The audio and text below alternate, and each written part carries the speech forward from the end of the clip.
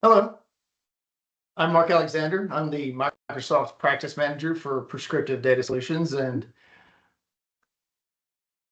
I would like to welcome you to this webinar, Spending Lunchtime with Us.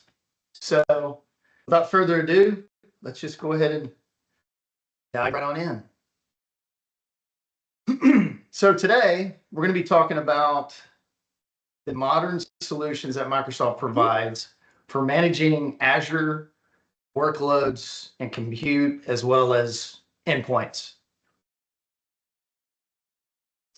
So what we'll be covering today is two management planes. The first one being the Azure pieces. Now, I'm going to keep the Azure section informational and quick, and then I'm going to spend most of our time in the second section, which is going to be Intune and all of the features and client endpoint management that Microsoft provides. So Azure is just going to be a brief intro and introducing you to just an inventory of the capabilities. And then we'll get into the Intune pieces. And then we'll end with a demo where I'm actually going to dive in and show you some tools, hopefully some new things that you haven't seen to help you troubleshoot common Intune endpoint issues and hopefully improve your troubleshooting tips. So by the end of this webinar, you should be able to name the Microsoft services for managing, configuring, and patching Azure servers and workloads and client endpoints, and choose the right client endpoint tools for Windows, mobile, and BYOD scenarios. And like I mentioned, hopefully I'll give you some nice tips that you may not know to help you improve your troubleshooting game with Intune. So starting the Azure workload scenario, let's talk about three different scenarios, common scenarios that you would encounter with Azure. One is going to be cloud first, Azure only compute. Another scenario would be hybrid. Maybe you have some on-prem servers as well as Azure. And then there's the multi-cloud environment, Azure, AWS, maybe some GCP components.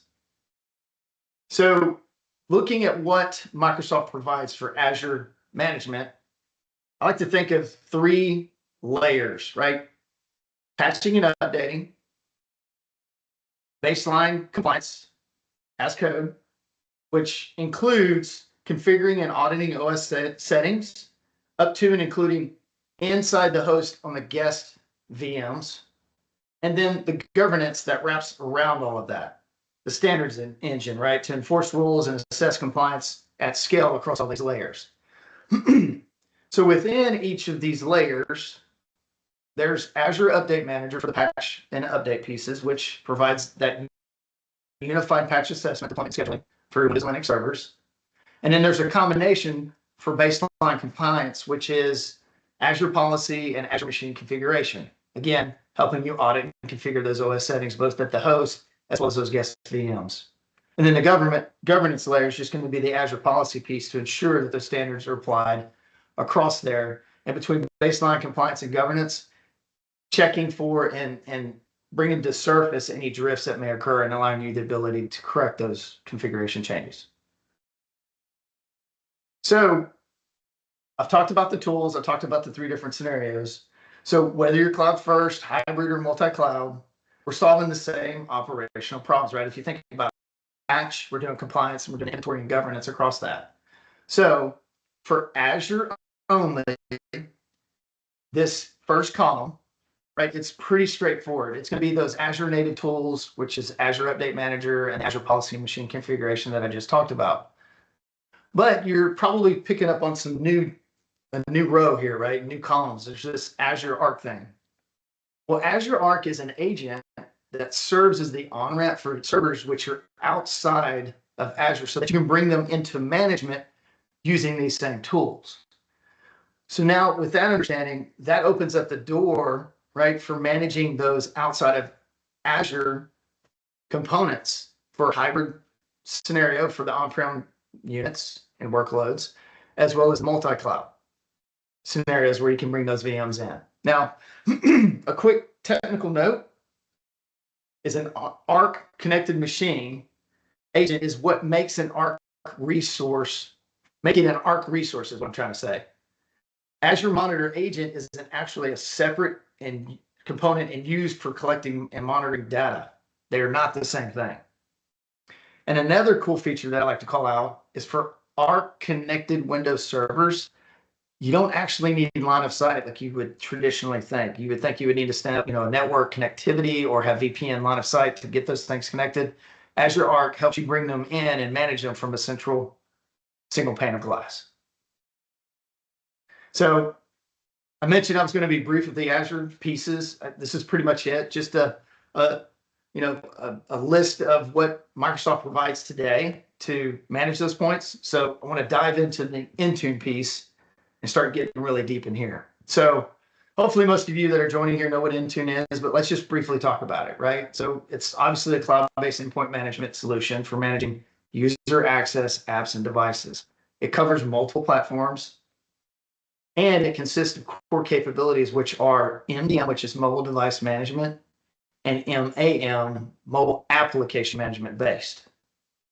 And it allows you to manage the configs and the settings on those endpoints as well, to ensure that they're compliant, and provides reporting features which are aligned to a zero trust approach. So now let's take a dive inside of Intune and look at the individual components. So obviously there's the main overarching Intune service, which covers the MDM and MAM pieces, as well as those compliance pieces that I was talking about, but also gets into app delivery and then the reporting of all of those pieces. Then there's the Intune Admin Center, which is that central admin console for single pane of glass for endpoint management. And then there's Windows Autopilot, right? That's the modern provisioning and/or think of it as like the modern imaging solution. And for those of you there's that acronym OOBE, which stands for out of the box experience. And we'll get into those details. And then there's the company portal, which is the end user facing, store that allows users to enroll and actually self-service install apps, even if they don't have local admin rights.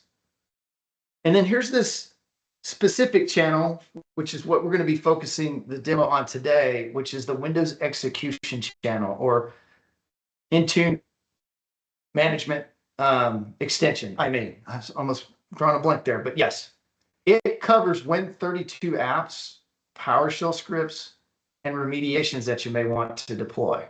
And so why does this matter? Well, the key thing that I want to draw your attention to, the key focus in troubleshooting and the demo today, is that Intune, MDM, and MAM has a separate channel and set of behaviors than this Windows execution or IME channel. They have a different cadence, and they actually write to different logs. But before we dive into each of these individual components in greater detail, I just want to highlight the term remediations. If you haven't heard about that, that's to serve as, like it says, remediations are things that you need to solve or patch without the user even knowing. And typically you find those things like in a Windows Autopilot scenario when you need to make sure the device is joined to wireless before you kick off some other actions or packages or downloads. So that's what's meant by remediations. So Windows Autopilot. So this is the new modern solution for the old traditional custom images that you may or may not have built. I come from an SCCM background, so we used to build those images, deploy them, and even older than that, we would use things like Semantic Ghost, right? Where you're installing the apps on your Windows image and you're trying to ensure that you cover all the bases, or you go with a bare bones where you download it and then you have to manually install the apps on top of that. So what Autopilot does is it brings together this OOBE, or out of box experience. And that term means it's just like opening, you order, you buy a machine from Best Buy or Dell, and as soon as you open it up, it starts that setup process. But it's basically serves as a user-driven, self-deploying image configuration process. And it allows you to reset, repurpose, or recover devices. So think of those scenarios. If it's new out of the box, you could direct ship that unit to a user. They could open it up, power it on, and log in with their work account and start to get things connected and provisioned as you have it built out on the Autopilot side, the configuration profiles and whatnot. It also allows you to take a machine from production that's been used and just more or less hit the reset button and roll it back. So it's a different way of thinking compared to throwing a big, large image that you're managing over the network to download on the machine. It's almost like a rollback to OEM. So another key benefit of Autopilot is once the provisioning is finished, devices are managed using tools like Intune. And I want to throw out a myth here. I've heard sometimes that people equate Autopilot to instant zero touch, right? You have to be careful about this because Autopilot gets that device into the right tenant state by applying those deployment profiles that I just talked about. That's only the provisioning layer. That's only getting the OS ready. Whether it feels zero touch depends on everything that takes place after that. So does the user need to install apps? Do they even have local admin rights to even do that? Are there apps that you've configured to deploy to these systems? Are they configured silently to install without the user even knowing? Or do the users need assistance even connecting to local resources such as printers, network scanners, and etc.? Again, if they don't have those local admin rights, they're going to need a lot of help. So I worked for an organization in the past that says, yeah, we use Autopilot, so we're zero touch. Well, the reality was completely different. They would direct ship the unit to an end user. That end user would open it up, log in, and it would provision the OS. But then it was a blank slate, and they had no admin rights. So that poor user had to get on the phone with the help desk, who had to remote in, elevate credentials, use local admin rights. And long story short, the average burn rate was about 3 hours for the help desk person to get that user's system configured, installing the apps, line of business apps. I mean, I'm talking like things like Office's, your basic apps, up to including specific line of business apps, getting those devices and scanners installed. So imagine that experience from the user side. 3 hours, they're unable to work. So be careful, right? Autopilot, to get to zero touch, takes a lot of maturity and a lot of development in the back end to ensure that that feels like is seamless. And in a perfect world scenario, you don't want to have your user lift a finger, right? But you can use Autopilot in such a way where your team of system engineers could actually open that unit, log in, and get that system configured most of the way. The challenge is without a user's password, you're not going to be able to get that Windows user's profile specifically nailed down. So I just put that there just to as a reminder that it's not an easy checkbox. So the Intune company portal, right? That's that user-facing store that lets them install apps without having a local admin. And it has the ability to show device status and some compliance prompts that users can actually act on. And it can serve as a troubleshooting accelerator because it has its own sync button. Normally, techs think about the sync button that's found under the Windows settings, user profile, worker school account, or they're using the sync button from the Intune portal. But this sync button is important, and I'll explain a little later in this presentation. There is a difference with this button compared to the other things that you may be traditionally thinking of. So now let's transition over to the Intune management extension, IME, which I mentioned previously.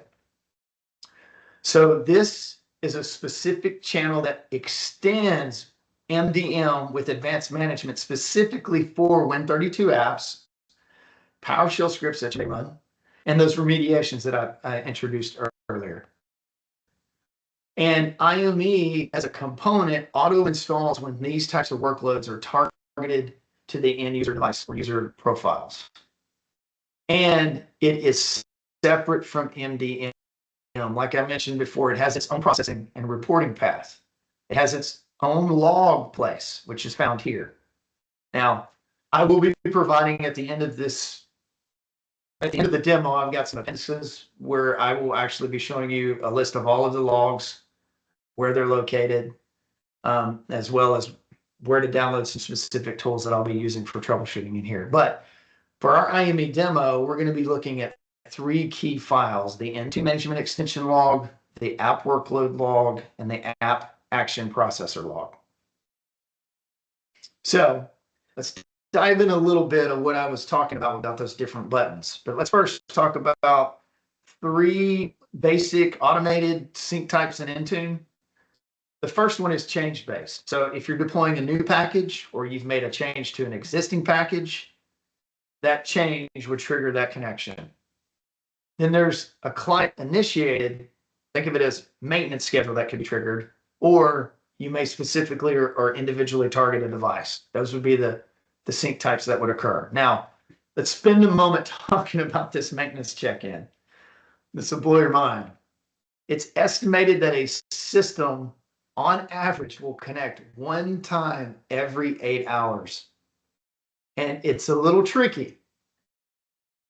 In an SCCM world, if I was to schedule a deployment, it's controlled from the server side.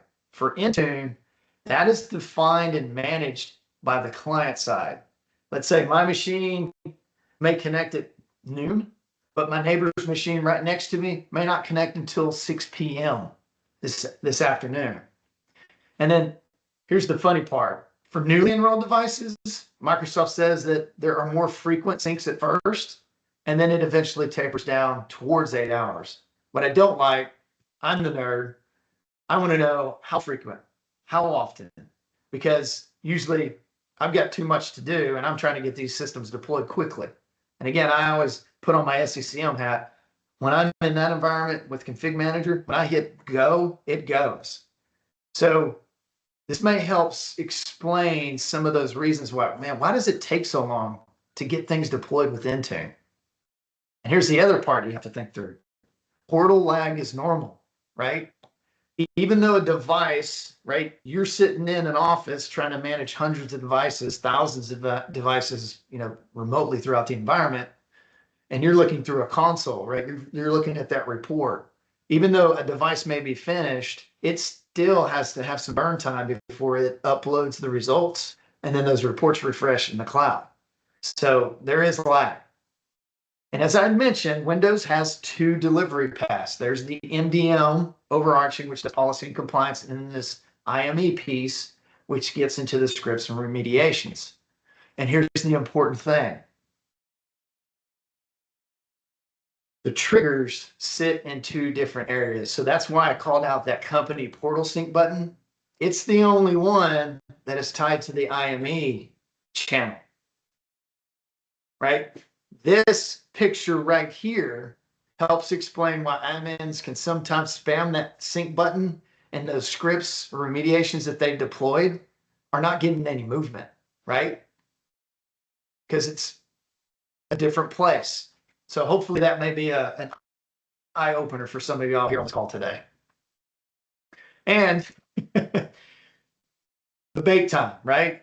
I'm passionately put here, why the portal lags, right? It's a real thing. Anytime that I touch Intune, I always seem to get frustrated because it always seems to take longer than I ever would imagine. And you'll see in the demo as I walk through things, some very simple steps take, in my mind, an abnormal amount of time to finish. So let's get into this. A sync is actually a round-trip workflow. It's not a single action, one and done type scenario. There's a trigger. Something has to start it. Then a device has to wake up. Then it has to reach out to the mothership or the cloud to check in. And mothership has to give it a list of all of the things that may or may not be applicable to it. And then that client's going to bring that down. Because again, unlike SCCM or Config Manager, the endpoint is the one that is the engine. So it's going to bring that package down, unpack it, and then process it to try and understand what needs to be installed, what configuration needs to be changed. And then it's going to do what it needs to do and build that all up and then send up a report of what was successful, what failed.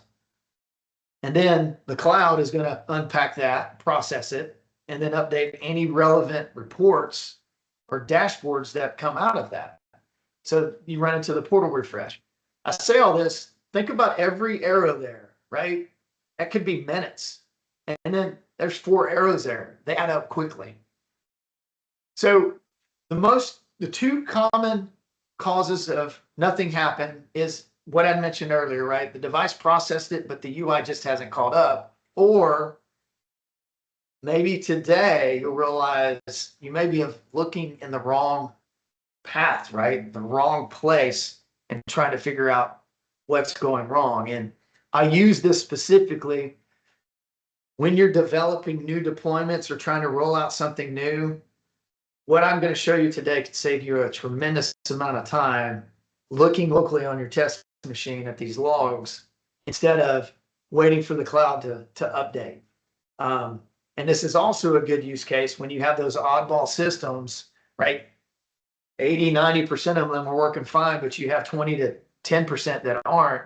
You can start to grab those machines and unpack and start digging in the logs and try to figure out what's going on. Because truth be told, the portal really doesn't give you a lot of evidence that you need to figure things out. So the key takeaway that I want to provide for you today is for those simple Win32 apps, scripts, right? Look at those device logs first. So without further ado, let's get into that demo I'm talking about. So what I'm going to do is I'm going to pivot over here to my screen. I'm going to minimize here. And I've got a script over here that I have on the right. So you may see me glance off from time to time. And I put that together because I just want to make sure that I cover all bases because I'm going to be covering a lot here. So let me set up the scenario. Okay. I've captured and pre-staged 3 logs so that we don't have to wait on that cloud big time that I was talking about. I would hate to have y'all waiting on, just things spinning. And I'll talk about some of the realities as I built this on what that looks like as far as lag is concerned. But my goal for you today is to focus on the troubleshooting approach, where to look, and the tools that you can use to unpack this, specifically one called OneTrace. Now, what I've done in this scenario is I've configured a detection method for this package. In other words, how does Intune know that this package was successfully installed? Well, what I do is I look for a install.txt file in a specific directory. And if it finds that file, it deems the installation as a success. Now, you could use a file, you could use a registry key, you could use a output from an MSI. It's all the same concept. And as we walk through this, we'll review where that is set in the package Intune. So let's look at this install simple command prompt script that I put together, right? So it's a simple script. I want to do something. I want to drop a file. Maybe I want to put a shortcut on a desktop, right? This is where all of this fits, right? And think, I just want to do something quick, simple, or maybe run an exe, right? All of those scenarios fall under scope in here. So for this demo, I'm just going to do really basic things. So all I'm going to do is create a directory called program files demo context fail. And then what I'm going to do is I'm going to write the word installed into the installed text file under that same path. And then just for grands, I'm going to add a demo context failed object folder within under HKey local machine software. And straightforward. And then let's look at uninstall just for grins. All I'm going to do is just remove those things. So remove the directory and remove the registry key. Pretty straightforward. So if you were putting this together and you wanted to deploy these scripts out to all computers, well, first you want to do is make sure you test it, right? So what I've got here is I've got the admin prompt down here in admin mode. And as a user, I have administrative rights to my computer. So what I'm going to do is I'm going to install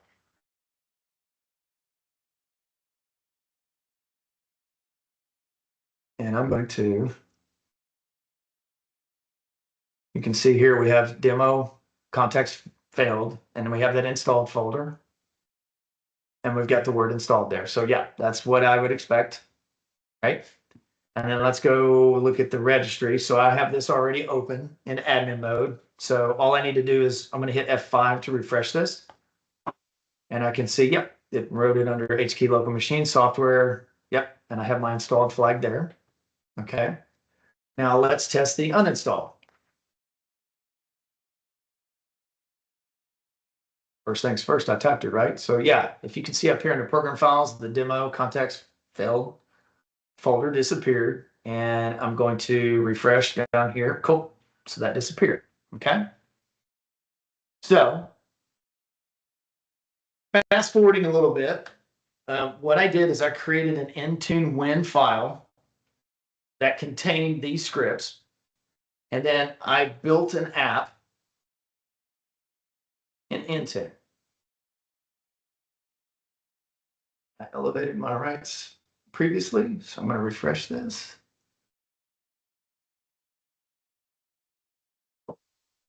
So what you can see here is this is the name of the app that I put together and all of the settings. But one pro tip, I don't know if you realize this, but if you see up here, this is the actual GUID, unique identifier in your Intune portal in your tenant of this app.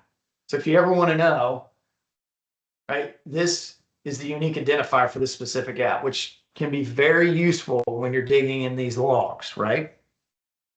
So let's go ahead and just review the settings that I put together.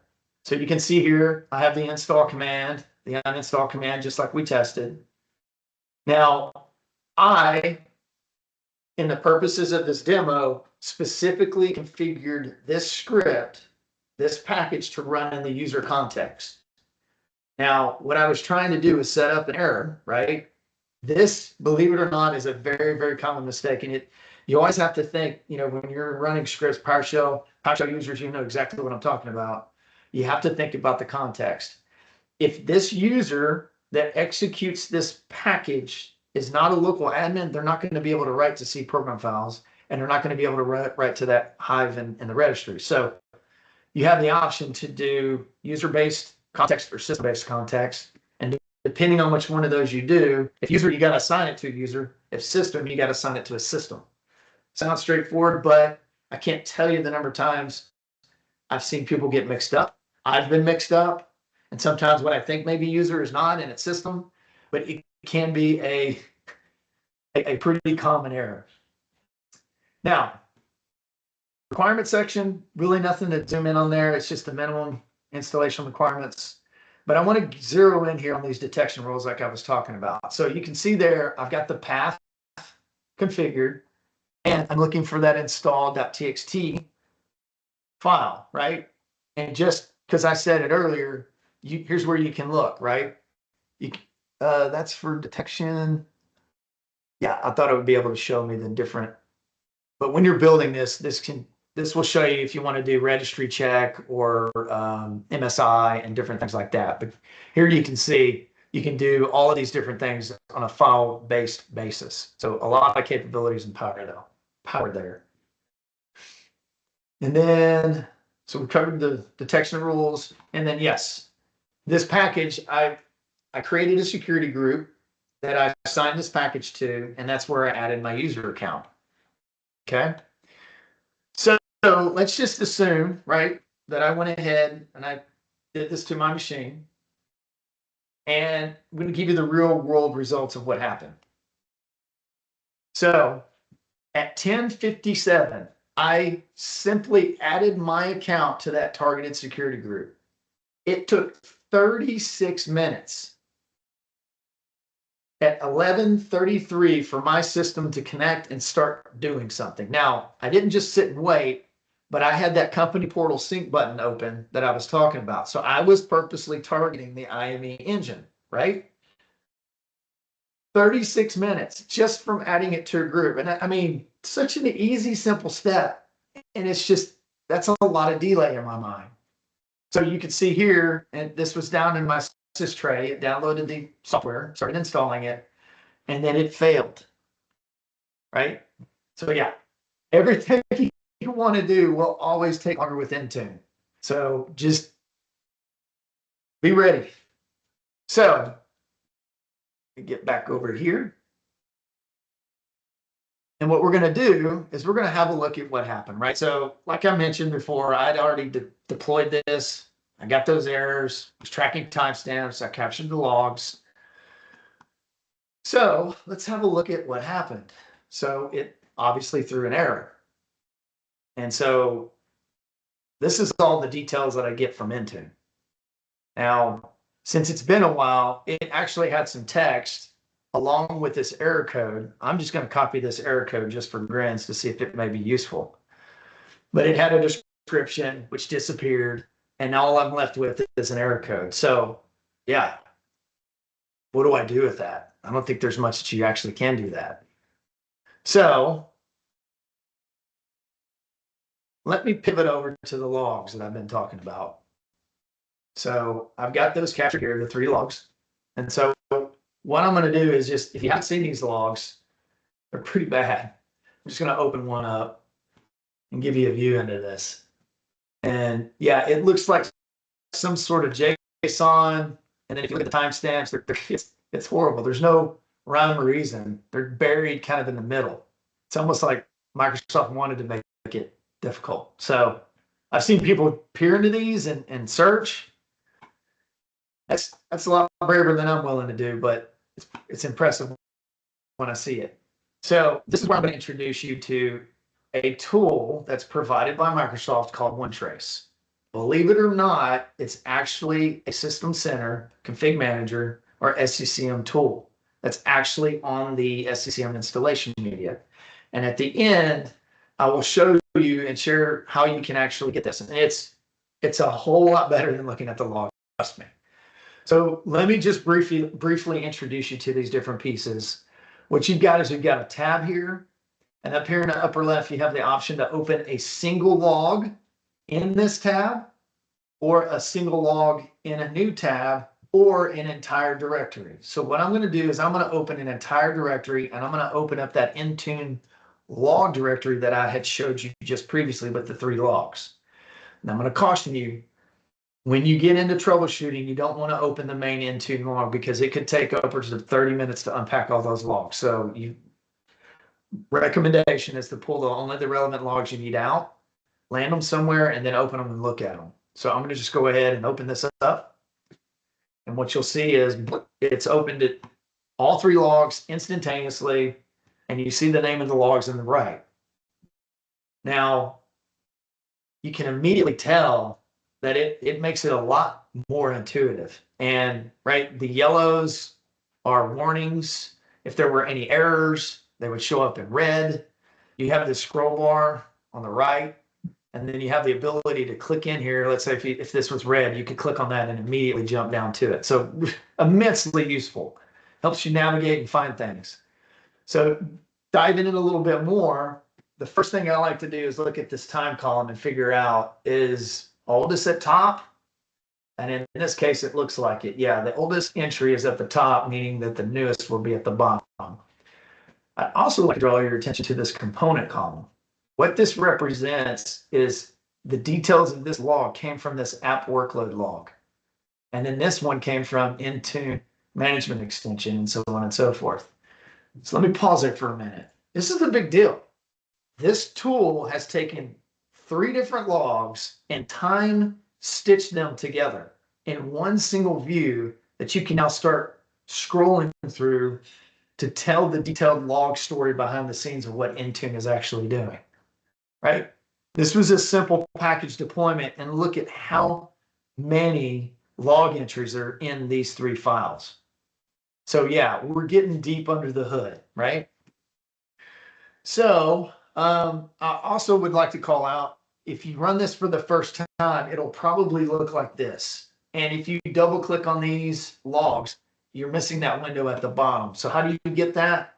Well, you have to look at view log entry, and that's where dark themes also found, but we'll keep it regular.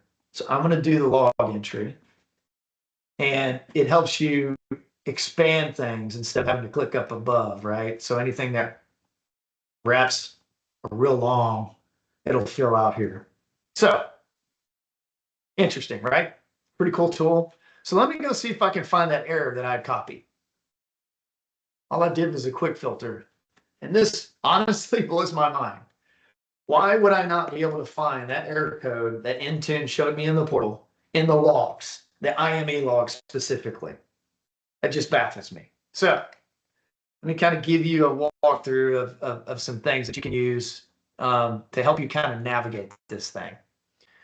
So let's look at the word detect, right? Because I'm looking for a file detection mechanism.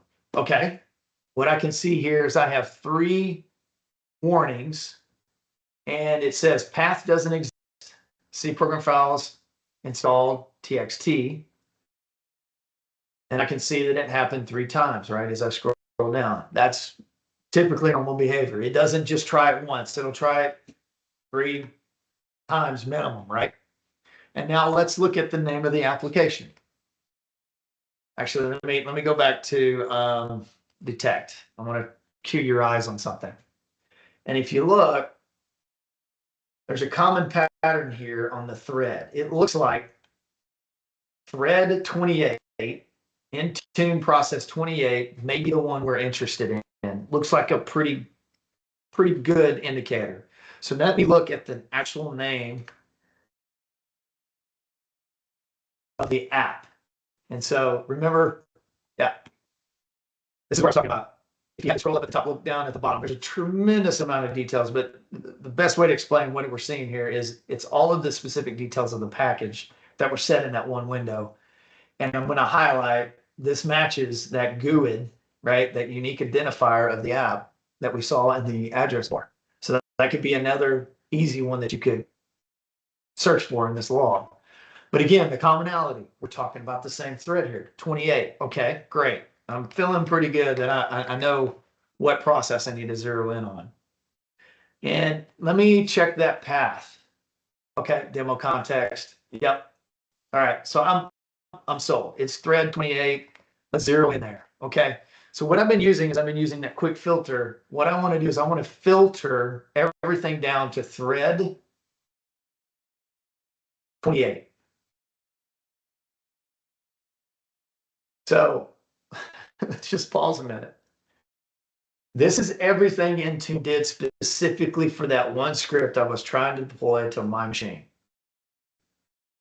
That's a pretty big deal. So we took this massive amount of data, shrunk it down, and I even truncated a lot of the stuff that's been going on for days, you know, as normal processes on Intune on my machine to get it down to this. So this is a very powerful approach to get to.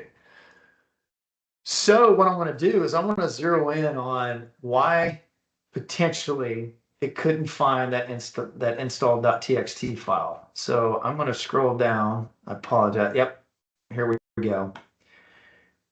And yeah, this is the first time that this error was reported. And so I'm going to click off of it. So I'm talking about the yellow line, right? So path doesn't exist.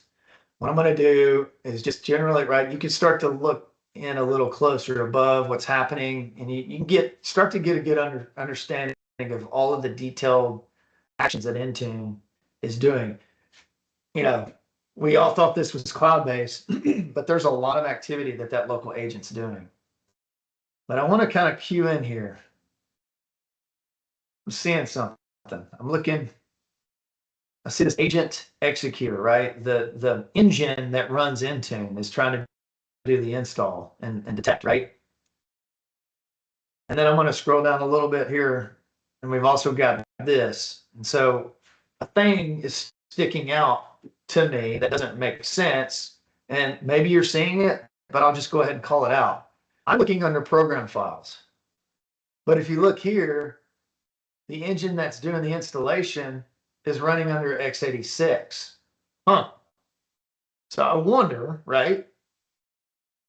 What if this is a 30-bit, 64-bit path issue, right? So let me go open up that path, right? And if we're paying attention earlier, I meant to click off, but I had accidentally for this presentation left open the program files x86 folder open. But sure enough, I didn't delete this. This is where the package had landed that installed txt file, right? And remember, let me go back up here. For the registry, I was trying to write to that same demo context fail. So to save time, right? Normally I would just go up here and do a search for that demo context fail, but I know where it landed. It landed under this awkward WOW6432 node right here. So when we ran this manually in Windows, it wrote to the right directories. I mean, y'all saw it. It uninstalled those same places. So why? Why would it land it in these different pieces? Well, let me save you all the heartache. So what happened is the installer didn't necessarily pick the wrong folder. It ran what is called a WoW64 32-bit context. So Windows gave it the 32-bit view and program files. And let's go look at program files. I didn't say program files. I used the variable program files. So that variable landed it in the x86 folder, right? So, wow, I keep talking about WoW, WoW 6432. Well, WoW stands for Windows on Windows. This is one of those nerd notes. Or what some like to call Windows 32-bit on Windows 64-bit. And it lets 32-bit app behavior live on a 64-bit OS, including separate registry views. So yeah, this is what I was getting to. All I want to do is just land a text file in a directory on a machine. Why is this so complicated? Well, there's a lot of variables and things that go into playing this, right? And hopefully, right, showing you in the hood, getting in the engine bay of Intune can help you start to navigate these things. So we don't have time to walk in all of these pieces, but how could we have prevented this from happening? Well, for one, you could have hard-coded the literal path, right? Blah, blah, blah. Or you could use a specific variable, program W 6432. If I could type, this variable hard pins it, right? And for the registry, there's an additional flag that we have to put in place. 64, a reg flip. So I'll pause a little bit if you are grabbing screenshots just to give you those tidbits. But yeah, so let's talk about this, right? Summary and root cause, right? So although we didn't encounter a hard or red error in OneTrace, right? I was trying to do this user context, system context conflict. And I just, I saw this issue, and I think this really, really brings to light a very common issue that people face, when running packages. So I left it. So that's why it may be a little confusing why I have this demo context fail and these names. I just didn't want to spend all the time unraveling and repackaging it. I just felt that this was the absolute perfect case to walk through to give y'all a view in, right? So even though we didn't have a hard red error in OneTrace, right, there was enough evidence here in the logs that we could basically translate what happened, right? IME was just running that agent executor from the C program files x86 path, which was just the telltale sign. So, and in that same light, right, it wrote to that 32-bit hive within the registry. Okay. So hopefully this has opened some of your eyes, giving you, I think, a lot more information than you probably knew about Intune. Hopefully this has elevated your Intune troubleshooting game. And so what I want to do is, I promised, I want to pivot back over to the slide deck and show you, right? And as part of this, as part of attending this webinar, we're going to send out follow-up emails to each one of you, and we will be providing all of these details. So don't feel like you need to get all of these web links and all these different pieces. But OneTrace, where do you get it? Well, like I mentioned earlier, it's part of the Config Manager and SCCM Support Center installation media.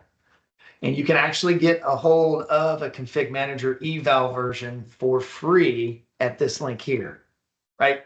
But you're not going to install the Config Manager. What you're targeting is this Support Center installation media inside of that. And that's the root path.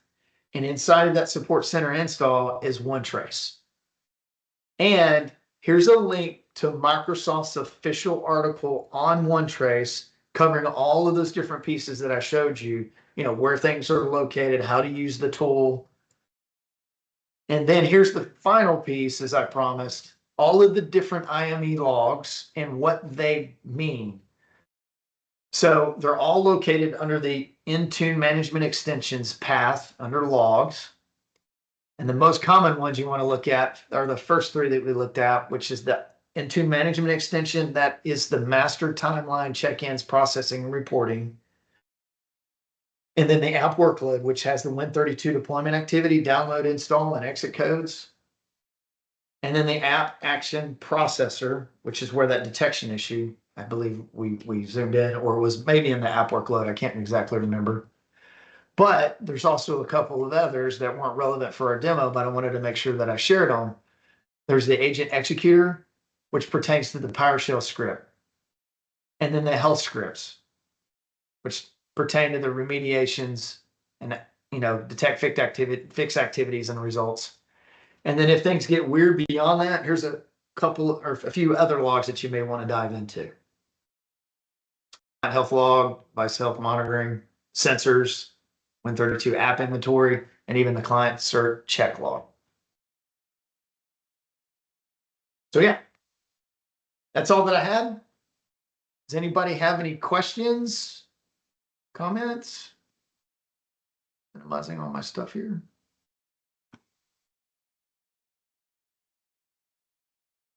I know, John, you've been looking at the chats. Has there been any questions coming in, or? I think you've killed it. So far, no questions. There's a lot to unpack.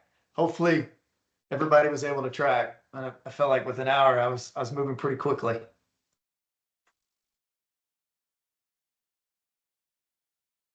Just going to pause for a minute, see if there's any in the chat. I'm not seeing anything in Q&A, just to make sure we don't miss anything. Yep. So the recording will be sent out. The link will be published. Daryl, you asked that. We'll keep an eye out for that. Yeah, we will show that recording. That's right. That's right. We'll be sending out the recordings, and like I promised, those web links. I don't know about you, but they're pretty long, and I always seem to fat finger any HTTP references.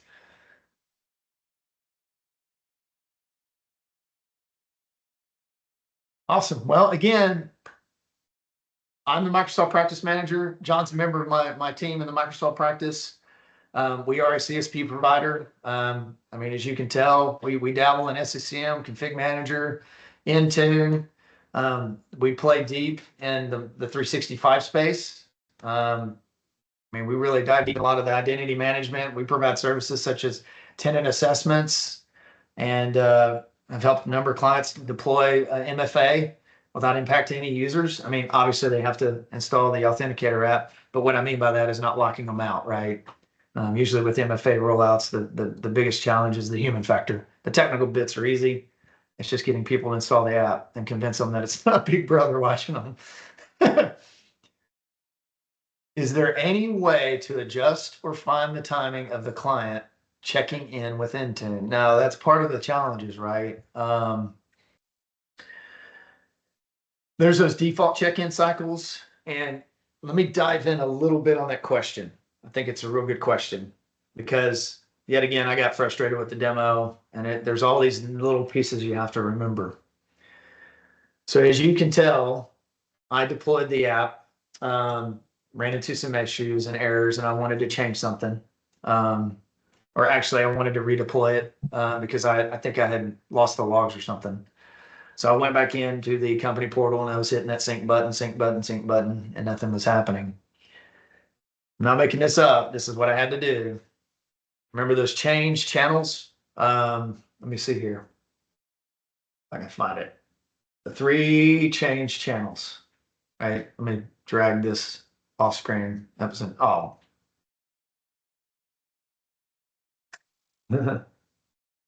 right, I'll just leave it there.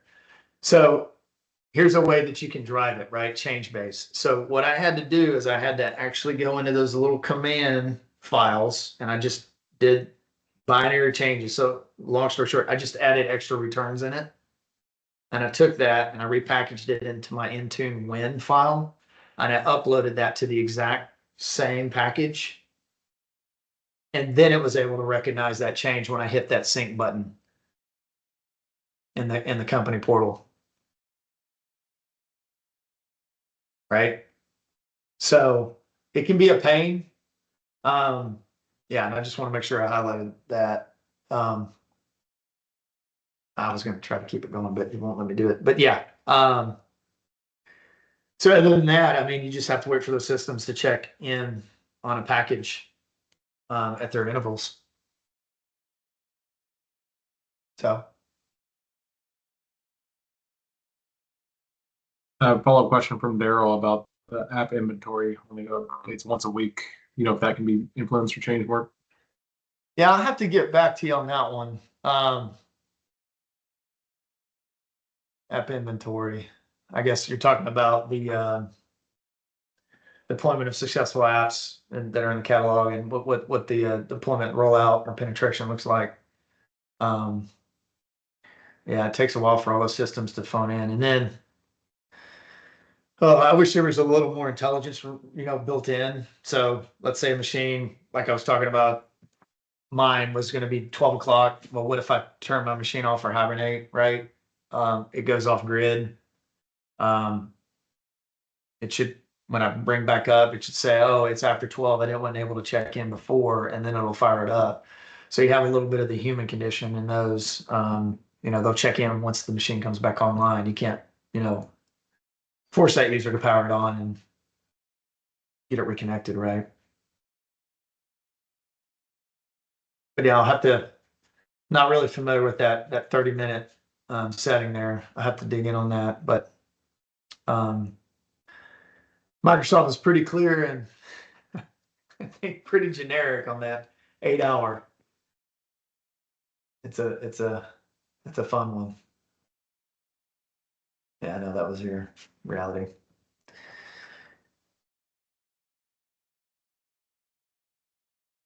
Yeah. Yeah. Yeah, exactly. That's what Daryl's talking about. It's that big time. And I don't know if it's, my gut tells me it's more of the cloud processing time because I think it's built with scale in mind. It's not going to update every time a single machine talks to it, right? So if you're in an environment with 10,000 machines, is it going to do 10,000 updates, on a cloud environment that is running on, shared services with so many other customers? So I assume for scale, right, that they have to do it in batches. And so I just I come from corporate IT. I've got 30 years of experience in that, and this is my first foray on the consulting side. But both being inside and outside, it always boils down to the same question: how long is it going to take? Well, it depends, and it's always such a challenge. I mean, like I was showing here with just a simple batch file, you have to wait 30 minutes before it even tries. It gets frustrating very quickly. But the logs give you an idea of what's going on, right? And if you know they're installed locally and you get all the the data, the scenario that we had gone through today was that path mismatch. So I was getting hard errors on the client, whereas if you know it's installed right and you see it's landing in the right places, you just have to wait for that big time on the cloud side to get it to refresh.